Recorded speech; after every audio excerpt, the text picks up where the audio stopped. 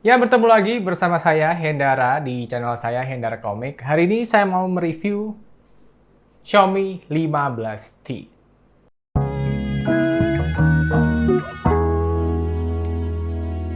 Oke, kita akan bicara tentang Xiaomi 15T. Ini smartphone udah mengudara di market Indonesia udah 60 hari. Dan untuk pemakaiannya akan saya ceritakan di sini. Jadi ini lebih ke membahas experience pemakaiannya aja sih. Jadi awal bertemu Xiaomi 15T ini saya agak ragu-ragu ya. Soalnya saya adalah pengguna Xiaomi 14T. Dan ketika saya lihat Xiaomi 15T ini, saya merasa, kurang menarik, apalagi dijejerin dengan seri Pro-nya. Bisa dilihat di sini warnanya sama-sama rose gold ya, tapi legamnya beda. Di tangan juga feel materialnya di sini juga kayak serba plastik, sedangkan di sini udah premium yang seri Pro-nya. Karena itu untuk impresi pertama Xiaomi 15T ini nggak terlalu gigit di hati saya gitu. Cuma setelah saya pakai Xiaomi 15T ini ada kayak apa ya? Plus minusnya sendiri sih. Kadang saya merasa ini upgrade, kadang ini merasa saya nggak merasa upgrade juga. Jadi kayak jalan di tempat. Tapi waktu saya pakai Xiaomi 15T ini yang pertama kali saya rasakan ya, jadi kan saya pengguna 14T ini, adalah HP-nya ringan. Ya ini balik lagi ke tadi ya, bahwa materialnya di sini serba plastik.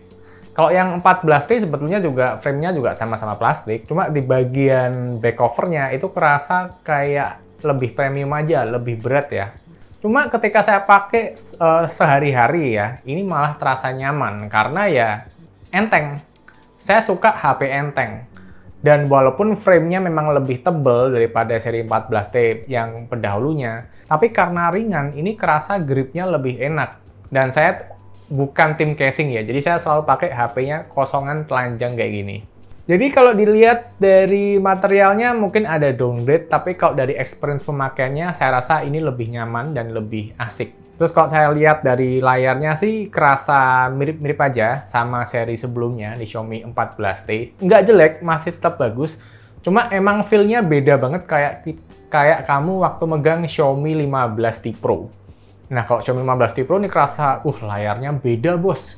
Ada detail-detail kecil yang di sana tuh lebih jereng gitu. Kalau di sini nggak jelek, sekali lagi nggak jelek, cuma kerasa nggak begitu improve dari yang seri 14T.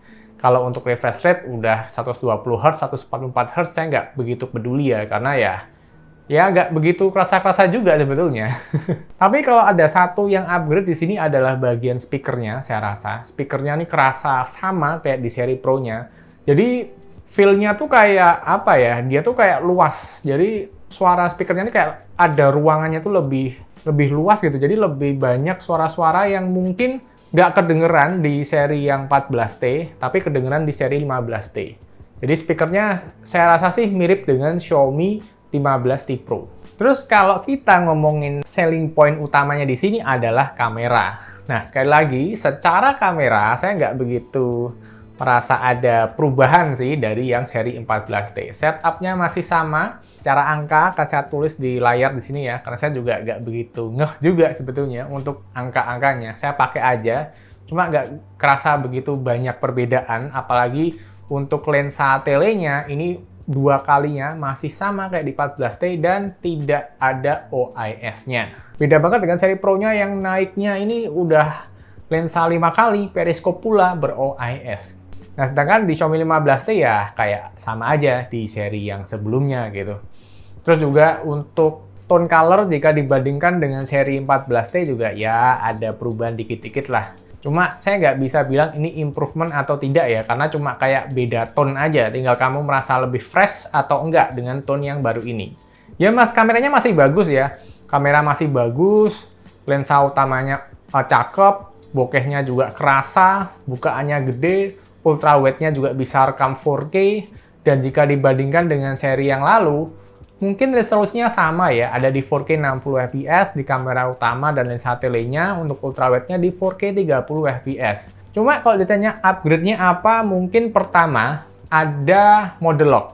Nah, mode lock di sini itu bisa kamu apply di semua kamera belakangnya, mau tele, mau lensa utama, ultra wide, ini bisa mode lock semua. Mode lock ini adalah flat color profile video yang nanti tuh bisa kamu adjust sendiri warnanya sesuka hati, sehingga kamu bisa mengatur tone-nya secara benar-benar manual, sehingga kamu bisa memberikan emosi-emosi dan vibe-vibe yang khusus kepada video yang kamu buat. Itu asik banget. Buat kamu yang lagi main color grading, rasanya fitur itu adalah game changer di HP ini dan patut diperjuangkan. Kalau kamu pengguna 14T dan kamu nggak butuh fitur lock itu, sepertinya nggak akan begitu impact sama kamu. Cuma sisi baiknya di sini ada satu perubahan lagi yang perlu kamu syukuri adalah sekarang 1080 60 fps bisa ganti-ganti kamera di belakang. Kalau depan belakang nggak bisa, tapi kamera belakangnya udah bisa kayak tele, main kamera, ultra wide, bolak-balik gitulah. Dan yang khas lagi di sini, ini khas yang saya nggak begitu suka sih sebetulnya. Tapi mungkin ini kembali lagi karena harga, yaitu adalah perpindahan kameranya. Dari ultra wide ke kamera utama atau sebaliknya di awal perubahan kamera ya, waktu kamu pindah-pindah kamera itu nggak begitu mulus. Kadang juga langsung lompat aja, nggak ada animasinya, kadang ada animasinya. Ini nggak tahu dari seri 14T ada hingga sekarang dan kayaknya nggak ada niatan untuk membenahi ya. Saya sampai mikir apa ini jangan-jangan untuk mengkasta ya, mengkasta biar ini seri T series ini nggak sampai bunuh seri killernya, seri flagshipnya di Xiaomi 15 atau Xiaomi 16 atau Xiaomi 17 nanti. Untuk kamera depan kita bisa pakai fitur video blur. Cuma ya 1080 30 fps ya, sama kayak di Xiaomi 15T Pro. Blurnya bagus, rapi, di dalam kondisi indoor, ini kayak adegan low light ya di dalam mall. Ini kelihatan warnanya paling bagus sih, paling natural, paling bener. Dan ini lensa utama, kalau pakai video blur ya, video bokeh, ada depth of field-nya seperti ini. Oke, bagus sih, rapi. Cuma untuk lensa utamanya sih saya lihat masih ada kedutannya ya waktu jalan. Dan ini kalau pakai lensa 2 kali video bokeh masih di mode video blur yang cuma bisa di 1080 30 fps. Dan kalau ditanya ini waktu dibawa jalan masih ada kedutannya ya. Jadi kayak OIS-nya tuh goyang, bukan jitter tapi OIS-nya goyang. Yang di seri Pro-nya tidak ada, aman. Aduh, seram. Nah, untuk ganti lensa juga biasalah dari lensa utama ke 1 kali, kadang itu awal-awal nggak ada animasinya. Kalau udah dipencet baru ada animasinya. Jadi ya seperti itu. Entah kenapa dari seri 14T hingga sekarang tidak diberikan fix update-nya yang lebih aman gitu. Tapi udah bagus ya. Dibuat rekaman di mall gini udah bagus-bagus sih. Jadi ya oke lah, saya maklumi, at least masih ada lensa tele 2 kali 50 megapiksel yang bisa merekam 4K 60 fps bahkan di mode lock. Yang dimana kompetitornya nih masih ada loh yang nggak pakai lensa tele juga loh. Jadi ini patut disyukuri dan oke lah, apalagi 1080 60 fps-nya bisa ganti-ganti kamera. Cuma buat kamu yang suka foto dan video, ini saya sarankan untuk masuk ke menu settingannya di kamera, jadi kamu matiin adaptif telefotonya, jadi nggak akan ada kejadian di mana kamu foto pakai lensa 2 kali, tapi ternyata yang kamu pakai adalah lensa 1 kalinya. Nah ini memang ada sistem seperti itu, di mana sistem menganggap bahwa hasil main kameranya lebih bagus untuk lensa telenya daripada lensa tele yang asli. Nah itu kamu matiin aja, biar nanti waktu kamu nembak pakai lensa tele, hasilnya tetap pakai lensa tele dan tajam. Terus juga matikan laju bingkai apa gitu, nanti saya tulis di sini ya. Pokoknya itu adalah mengatur frame rate ketika HP-nya panas. Jadi sometimes misalkan HP-mu lagi panas banget, kamu lagi ngerekam misalkan 4K 60 fps, nanti dia bisa turun di 4K bisa sampai bisa sampai patah-patah banget lah pokoknya guys. Jadi itu dimatiin aja biar resolusinya mulus terus. Tapi ya ingat juga ya, kalau rekam 4K 60 fps pasti semua smartphone panas dan tolong dijaga suhunya biar smartphone kamu apapun mereknya tetap awet dan tahan lama. Kalau ditanya hasil fotonya ya sebetulnya saya merasa tidak ada begitu impact perubahan apa, tapi masih tetap dalam kategori bagus. Kamu foto-foto di adegan good lighting atau di adegan low light itu masih oke kok. Masih tetap golongan hasil kamera yang bagus dan berkarakteristik. Terus juga jangan lupa untuk ini mode Leica-nya ada vibrant dan juga authentic. Ini untuk yang vibrant ya kayak agak normal gitu lah kayak HP pada umumnya. Kalau yang authentic ini lebih ke agak kusem, lebih dark, lebih pekat gitu. Ini harus kamu atur. Jangan sampai kamu ubah-ubah, misalkan kamu nggak sadar gitu, nanti bingung kok fotonya kok rasanya kok authentic semua, kok gelap semua, pekat semua gitu kan. Terus ada juga dedicated EV-nya di sini yang asik banget. Sehingga kamu bisa ngatur misalkan adegannya kurang terang, bisa kamu terangin, ataupun kurang gelap, bisa kamu gelapin biar bisa dapat detail yang lebih banyak. Hasilnya oke, dibuat log juga saya suka banget bikin sinematiknya ya, videonya tuh bagus banget. Ada juga video blur juga walaupun cuma terbatas di 1080 30 fps, tapi hasilnya bagus sih menurut saya. Kalau kamu udah kenal sama karakteristik dari kamera ini, kamu bisa paham adegan-adegan apa, situasi apa yang beneran cocok untuk kamera dari Xiaomi 15T. Terus saat kalian mematikan adaptif telenya ya, kan waktu kamu pindah lensa 2 kali itu akan pasti selalu pakai lensa fisik 2x yang ada di Xiaomi 15T. Nah, cuma yang patut kalian sadari di sini adalah lensanya 2x-nya sama kayak di seri 14T terdahulu, yaitu autofokusnya itu jaraknya cukup jauh ya. Jadi kalau kamu lagi makan di meja, pingin ngezoom makanan yang jaraknya cuma meja, piring kamu sama kamu itu biasanya akan ngeblur, fokusnya nggak akan kena. Jadi agak jauhan dikit, sekitar mungkin 30 cm. Jadi memang dia nggak bisa kayak zoom tele makro, nggak bisa banget. Jadi memang ada jarak tertentu. Tapi kalau udah di atas 30 cm atau 40 cm, telenya 2x-nya aman kok.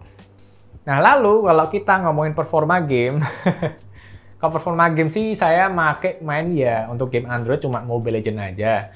Tapi kalau kamu pengen lihat Antutu, lihat performa Genshin Impact, Wuthering Waves, atau mungkin yang lain game Android ya bisa ke channel lain aja. Karena saya sekarang cuma pertama tadi mainnya Mobile Legends, kedua saya mainnya sekarang ya game PC emulator pakai Game Hub. Dan saya mainnya di sini adalah GTA 5. Jadi sekalian aja saya main GTA 5 pakai Game Hub di HP ini, sekalian bisa compare dengan seri Pro-nya, kan kemarin kan udah saya buat juga itu videonya, jadi saya bisa tahu selisihnya berapa. Secara permainan, feel permainannya bagus untuk Xiaomi 15T main game PC kayak GTA 5. Ini yang versi legacy ya, bukan versi enhance, karena enhance kan RTX ya, pakai ray tracing itu pasti berat. Dan hasilnya bagus. Walaupun nggak setinggi dari kakaknya di Xiaomi 15T Pro, tapi ini masih playable banget.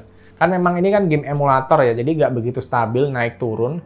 Kalau 30 fps sih aman, tapi kalau kamu lepas sampai ke 60 fps, dia nanti kayak fluktuatif ke 30, terus bisa naik ke 50, bisa turun ke 40 gitu lah. Dan jika dibandingkan dengan Xiaomi 15T Pro secara angka fps, ini performanya untuk Xiaomi 15T jika dibandingkan dengan 15T Pro mungkin ya sekitar 2:3 lah kasarannya kayak gitu. Jadi 2 untuk Xiaomi 15T dan 3 untuk Xiaomi 15T Pro. Lumayan loh. Kerasa kadang naik 50% FPS-nya bisa lebih banyak, kadang juga naiknya cuma 30%. Jadi fluktuatif tapi ya sama-sama playable. Dan kalau cerita sedikit tentang Game Hub, ini updatean terbaru 3.5.3, ini tuh bagus. Dia bisa lebih adem, lebih stabil main di smartphone. Dan waktu saya main di updatean yang terbaru, HP-nya adem. Dan untuk Xiaomi HyperOS 2, bawaannya di Xiaomi 15T ini kerasa bagus sih. Adem, optimal daya, pemakaian baterai juga pernah itu 2 hari, dapat screen on time 6 jam. 2 hari loh, bukan 1 hari. Kalau 1 hari 6 jam mah udah biasa. Ini 2 hari bisa dapat screen on time 6 jam, pemakaian juga saya sering buat main game, ini bagus. Dan suhunya juga tergolong adem, walaupun tadi ingat materialnya di sini kayak back covernya kayak plastik, jadi untuk menghantarkan panas mungkin akan tidak sebagus yang 14T, jadi mungkin saya merasa akan terasa lebih adem di jari, jadi lebih nyaman. Dan hasilnya untuk Xiaomi 15T di Xiaomi HyperOS 2, oke, top. Nah, tapi beberapa hari yang lalu saya dapat Xiaomi HyperOS 3. Di sini ada pembaharuan, kayak kamu lihat di sini ada widget-widget yang baru. Sebetulnya ini bisa kamu lihat juga di Xiaomi HyperOS 2 yang versi sebelumnya. Udah ada spoilernya juga di kayak Xiaomi 15T Pro saya yang belum dapat Xiaomi HyperOS 2 dan masih stuck di Android 15. Sedangkan ini di Xiaomi HyperOS 3 udah Android 16, ya sebetulnya perubahannya lumayan banyak gak banyak, kerasa nggak kerasa, tapi ada. Apalagi sekarang ada fitur Dynamic Island-nya di atas yang udah lebih maksimal, bisa kamu pakai serasa kayak iPhone punya gitu lah, terinspirasi dari iPhone punya gitu ya. Terus juga dari kameranya di sini ada watermark yang baru. Dulu kan watermarknya cuma 2 aja, sekarang watermarknya ada 3. Terus juga yang saya sayangkan dari updatean Xiaomi HyperOS 3 ini, dedicated lensa 4 kalinya hilang. Jadi dia cuma 0,6, 1, dan 2. Padahal yang sebelumnya dan di Xiaomi 14T ini ada dedicated lensa 4 kali. Nah, seharusnya buat saya pribadi sebagai pengguna Xiaomi 14T ke 15T itu jangan dihilangkan lensa 4 kali ini. Ya, walaupun dia cuma digital zoom dari lensa 2 kali, tapi please tolong jangan dihilangkan. Karena lensa 2 kali itu kalau dibuat foto dan video di zoom 2 kali ke 4 kali, ini masih capable banget dan bagus. Ya bisa sih, kita slider pelan-pelan 4 kali itu tidak bisa. Cuma kan lebih enak kalau ada dedicated-nya. Tinggal pencet aja lompat ke lensa 4 kali. Nah itu, semoga dibalikin lagi di updatean berikutnya. Nah, kalau ditanya apakah ada bug bang di Xiaomi HyperOS 3? Nah ini ya, Xiaomi HyperOS 3, apakah ada bug? Jawabannya ya, untuk kali ini saya waktu update, saya merasakan ada minor bug ya. Jadi bugnya ini bukan permanen, jadi nggak begitu mengganggu dan saya juga udah lupa, nggak penting-penting amat sebetulnya. Cuma ada satu momen di mana saya waktu ngerekam video, ya memang sih 4K 60 fps, ini tuh jadi panas banget dan akhirnya rekam videonya sampai patah-patah. Soalnya masih juga aku hidupin yang aplikasi laju bingkai, jadi karena begitu panas, itu sampai ngedrop parah fps-nya. Padahal yang seingat saya di seri Xiaomi HyperOS 2 Android 15 itu aman, bahkan HP ini tergolong adem. Terus saya pakai secara 2 hari juga terasa lebih cepet anget sih, walaupun mungkin secara angka selisihnya nggak begitu banyak dari yang seri sebelumnya, tapi ya cukup kerasa aja. Terus juga yang paling saya sedihkan di Xiaomi HyperOS 3 ini adalah sekarang saya main game hub pasti langsung kepetal keluar. Jadi kemarin saya main GTA 5, Metro Exodus, ini juga bukan Metro Exodus ya, tapi Metro 233 ini aman, mainnya enak banget, adem banget HP-nya. Tapi sekarang baru main sebentar, masuk habis loading screen, masuk cerita langsung kepental keluar. Pasti kayak gitu. Jadi saya nggak bisa main game hub lagi di sini. Di sini saya mau bahas tentang tadi game hub dan Xiaomi HyperOS 3 Android 16 yang habis diupdate kok nggak bisa main game hub ya. Jadi daripada kalian berpikir negatif ini salah Xiaomi HyperOS-nya atau salah UI-nya yang tidak versatile gitu ya. Sebetulnya ini adalah hal yang wajar, tidak ada yang perlu disalahkan ataupun dikambing hitamkan karena pada dasarnya memang dalam developer software memang yang paling sulit adalah ketika ada sistem operasi baru yang muncul. Itu perlu ada penyesuaian. Jadi bukan gara-gara game hub-nya atau gara-gara Xiaomi HyperOS 3-nya, tapi ya gara-gara memang ini perlu ditweak lagi untuk seri Android yang terbaru. Jadi jangan gara-gara ini terus kalian bilang, wah Xiaomi HyperOS ngebug. Enggak, bukan. Soalnya ini game hub juga bukan aplikasi yang terdaftar di Play Store, kamu harus download di luar Play Store, jadi mungkin kebijakannya dia lebih bebas, jadi kalau telat misalkan adaptasi dengan Android terbaru, atau skin UI dari brand tertentu, ya mohon maaf. Mungkin memang perlu waktu untuk bisa mengadjust kembali. Tapi dari track record-nya, Game Hub selalu bisa kok ngasih aplikasi yang optimize untuk semua merek smartphone. Jadi tinggal ditunggu aja. Ini Game Hub juga bukan aplikasi baru kok, udah lama banget. Dan mungkin segala kekurangan yang saya ceritakan ini terdengar Xiaomi HyperOS nggak enak ya. Tapi buat saya pribadi, buat kamu yang ada notifikasi update-nya, update aja. Nanti paling dalam beberapa waktu akan jadi lebih normal, ada update lagi di Tweak, karena ini termasuk updatean besar.